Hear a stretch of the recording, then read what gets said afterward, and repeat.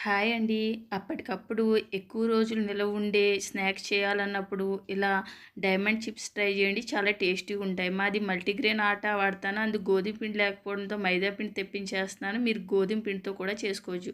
అర కేజీ గోధుమ పిండి తీసుకుని చిన్న టీ స్పూన్ సాల్టు, ఒక స్పూన్ కారం, చిన్న టీ స్పూన్ వాము వేసుకుని ఒకసారి కలుపుకొని 2 స్పూన్ల నార్మల్ ఆయిలే వేస్తున్నాను. ఏం వేడి చేసి వేయనవసరం లేదు. తర్వాత సరిపడా వాటర్ వేసి చపాతీ పిండిలా కలుపుకున్నాక అరగంట పక్కన పెట్టుకోండి. అరగంట తర్వాత చపాతీ పీట మీద మీడియం సైజ్ బౌల్‌లా చేసుకుని పిండి అద్దుకుంటూ ఇలా చపాతీల్లా చేసుకోవాలి. అయితే బాగా పలుచగా చేసుకోకుండా కొంచెం దళసరిగానే చేసుకోండి. తర్వాత స్పూన్ గాని, చాకుతో డైమండ్ షేప్‌లో కట్ చేసుకుని పక్కన పెట్టుకోండి.